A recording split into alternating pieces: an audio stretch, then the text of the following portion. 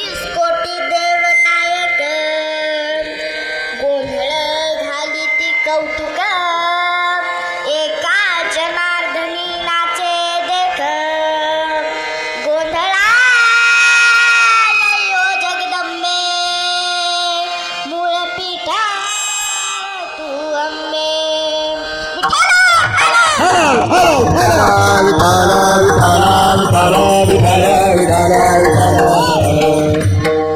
अनादि अंबिका भगवती बोध परडी घेऊन हाती आनंद सच्चिदानंद घर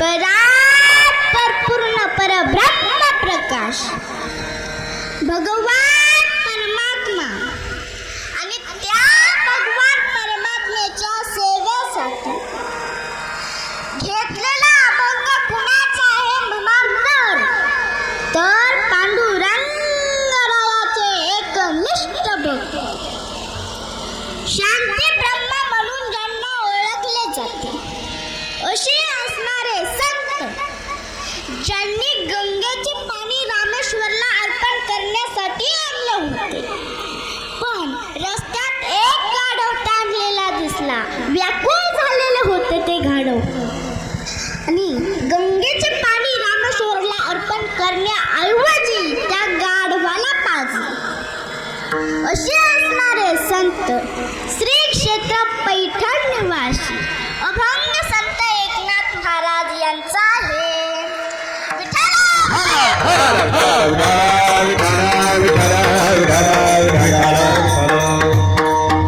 संत एकनाथ महाराज या अभंगातून गोंधळ घालतात पांडुरंगरायाचे भक्त पांडुरंगरायाची भक्ती कीर्तन करून एकादशी करून करतात खंडेरायाचे भक्त खंडेरायाची भक्ती जागरणाच्या माध्यमातून करतात भगवंताचे ब्राह्मण भक्त भगवंताची भक्ती यज्ञ यागातून करतात भोले बाबाचे भक्त भोले बाबाची भक्ती शिवरात्र जागून बेलपत्र अर्पण करून करतात गणपतीचे भक्त गणपतीची भक्ती चतुर्थी करून दुर्वा अर्पण करून करतात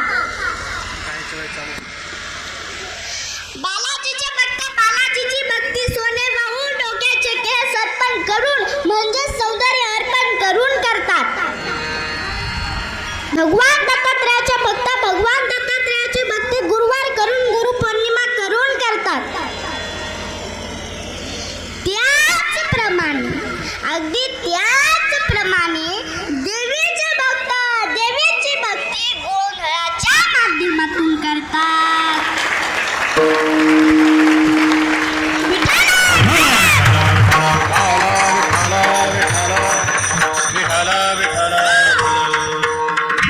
आता मला सांगा गोंधळ करणे चांगले की वाईट वाईट चांगले गोंधळ करणे जर चांगले आहे तर करा कीर्तनात गोंधळ करा कीर्तनात गोंधळ गोंधळ जर चांगला आहे गोंधळ जर चांगला आहे तर आपण लहान मुलांना काय म्हणतो अरे गोंधळ करू नका अरे गोंधळ करू नका म्हणतो की नाही म्हणतो की नाही म्हणतो माझी आई सुद्धा मला म्हणते अगं वैष्णवी गोंधळ करू नको अगं वैष्णवी गोंधळ करू नको आता मला खरं सांगा मी गोंधळ करणारी मुलगी दिसते का आजोबा सांगा मी गोंधळ करणारी मुलगी दिसते का नाही नाही नाही दीदी सांग गोंधळ करणारी मी मुलगी दिसते का मी तर कीर्तन सांगते कीर्तन विठ्ठल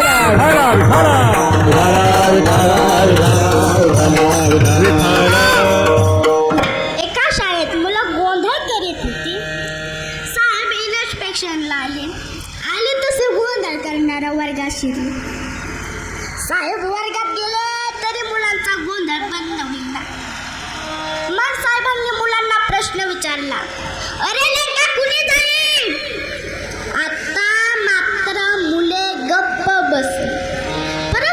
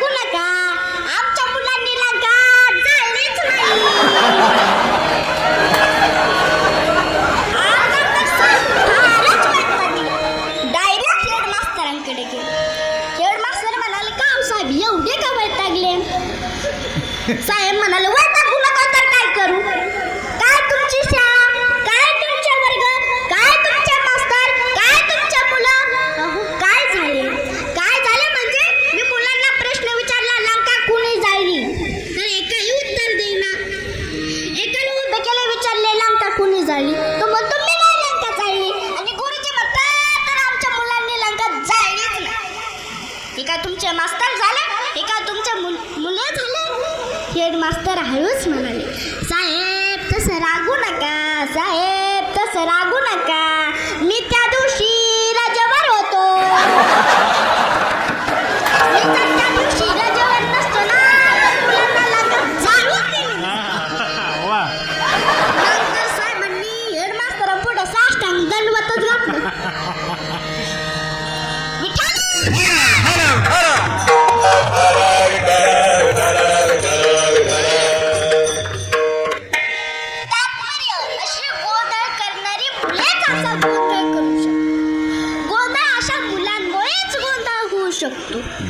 गोंधळ करणे जर वाईट आहे तर तुकाराम महाराजांनी का गोंधळ घातला? गोंधळी गोंधळी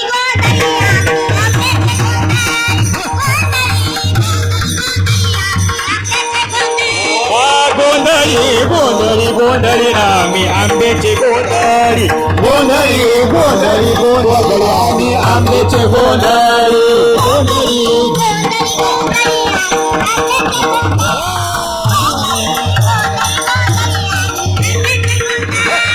गोंधळी गोंधळी आम्ही आंब्याची गोंधळी, गोंधळी गोंधळी गोंधळी आम्ही आंब्याची गोंधळी.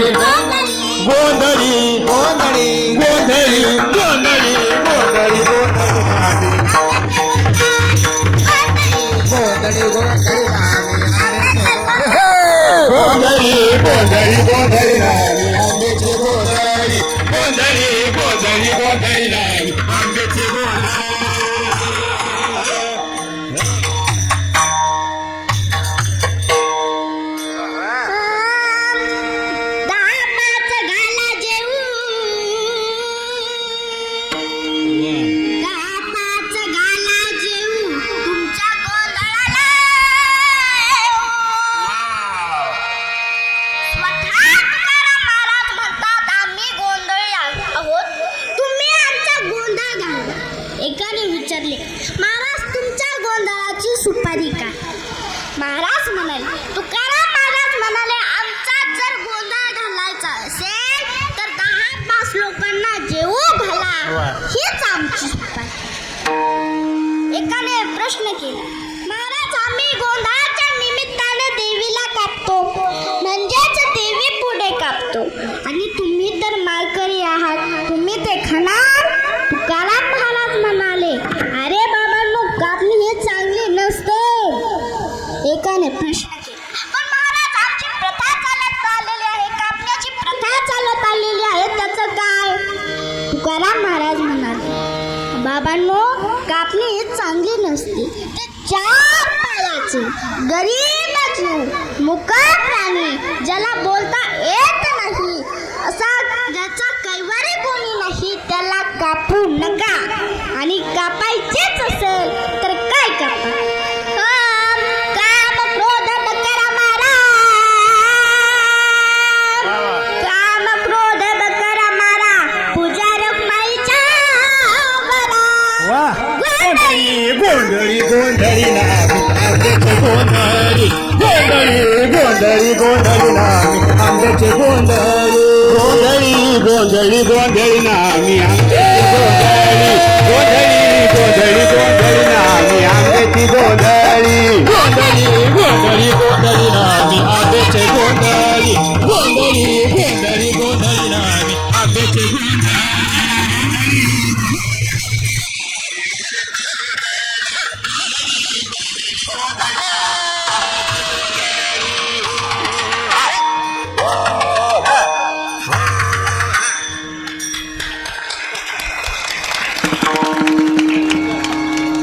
तात्पर्य, स्वतः तुकाराम महाराज गोंधळ घालतात.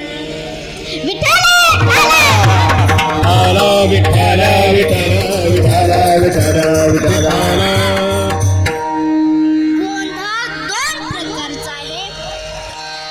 एक गोंधळ केला तर लोक नावं ठेवतात, तो चांगला नाही, आणि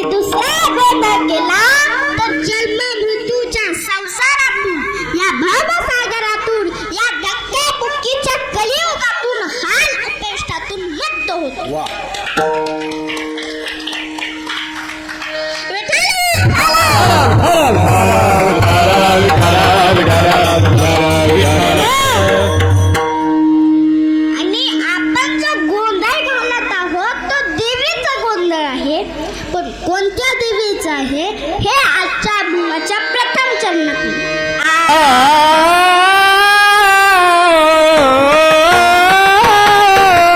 अनादि अंबिका